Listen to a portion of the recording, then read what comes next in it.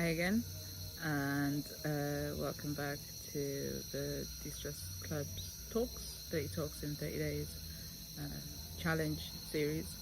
And tomorrow is day 30, so I decided to kind of just go through the list and pick a topic and go ahead giving the talk. And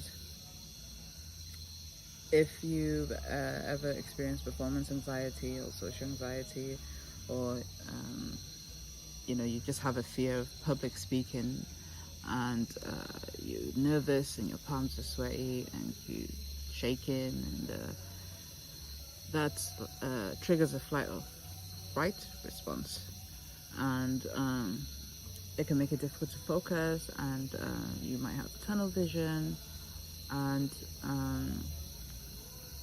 you might not be able to bring up your point, sometimes even just to say, like, let me just gather my thoughts. It's not possible, and you freeze.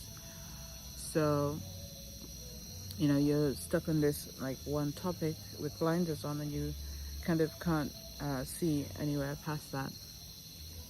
And something that can help is looking at your cholinogenic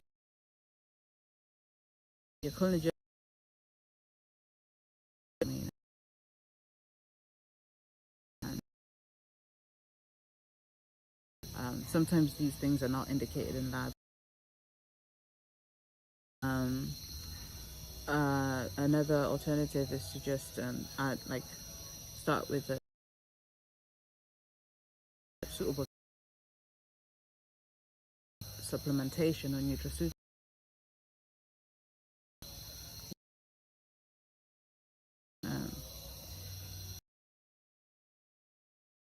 Dopaminergic and norepinephrine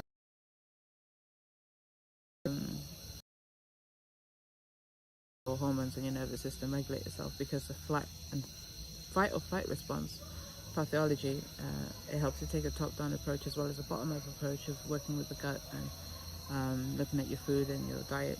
It helps to use, especially nowadays, we're in an environment that has so much energetic or dirty, energetically dirty elements that our bodies are not used to, especially if we're neurodivergent, because neurodivergence, say, it's a natural thing, a natural occurrence. Our environment was a better aligned, whether it's a society as well as our the nature of the earth that we live with, as well as the society that we live with. To say, when corruption and people got along better, it was, say, not as difficult or not as I don't know. There was a good support system and a good community, and you see this in non-Western countries as well. Like, there are people with neurodivergence there who suffer, and there are strong communities that help offset some of that suffering that was or is treated differently around the world, or is responded to differently around the world. So an example of this would be, just to get back on the topic of focus, fight or flight, and cholinogenic and thiamine specifically, but vitamins, B1 vitamin named thiamine. What you can do is to take like omega-3. Sometimes the focus these supplementation, and you can add it to your de-stress toolkit and your empowerment toolbox. Sometimes the reason why you can't focus is because of depression or anhedonia. If you've been diagnosed with a personality disorder, then the emotional, or any mood disorder, or sometimes even intellectual disabilities is useful for cognitive disabilities like Down syndrome and bipolar. Then this also applies. It's not just anxiety and public speaking specifically. There'll be a full list in my book and different approaches with it, or like a longer list in my book. I'm sure it's not full.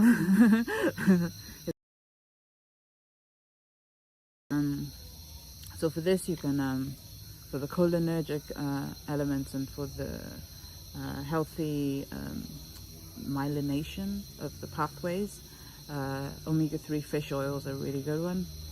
When I don't take omega-3 fish oil, I take them daily. When I don't take them, I know my mood, I'm trigger happy, like angry in like 1 second, 2 second flat, and I'm just not able to be as there with it as usual. So omega-3 fish oils, I recommend omega-3 over cod liver oil just because of the way that they're sourced and kind of maybe preserved, or the way that they're broken down in the body, and there's more toxins in cod liver oil, and it breaks down quicker. There's also phosphatidylserine and phosphatidylcholine, which really, they assist those cholinergic pathways to help you focus and to move out of fight or flight, or an anxious response or a depressed response. And as well, in there's thiamine, which I've mentioned, complex, because B vitamins are very important. And if you find that taking a B complex or B1 makes you have energy, then it's better to take it in the morning. For some people, if it makes them relax, then it's better to take it close to bed. I usually, for me personally, I have, so like there's something to do with the connection of sleep and regulating sleep with vitamin D, vitamin A, and vitamin B, B1 specifically, but Bs in general.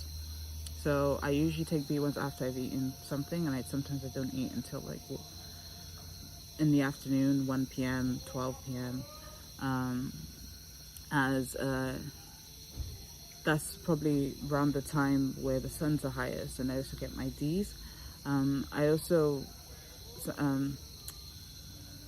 so even though I like to take my B vitamins in the morning, sometimes I leave it until the night. I'll write this down so then it's a bit more clear, because it makes me calm down and feel more relaxed. For me, it's okay to take B vitamins on an empty stomach. For some people, they're at a different place and they're not able to do that. So I can take on an empty stomach with a cup of tea. I don't have coffee if I've not eaten. And then throughout the day, I'm building up my D. And when I go to bed, I might take a B vitamin again for when I go to sleep. So I try to leave like space between taking B complex, or vitamin B1 specifically, and getting exposure to the sun, which helps with vitamin A. And just lastly on this, if you're feeling the fight or flight or depression or any of the other things I mentioned that affects your focus in this way, then I suggest Andrew Huberman talks about dilating your vision, and this is based on research that they did with people who were looking at dopamine in people and how different effects that it had. So if you like, instead of focusing on a single point straight ahead, try and expand how much you can see on either side, and just like imagine the horizon and really like expand your vision. So I like it because it's literally like tunnel vision, and that is a good way to kind of to remember the, rather than having your vision center and blur, forgetting and freezing as well. I hope that was helpful. Take good care and de-stress.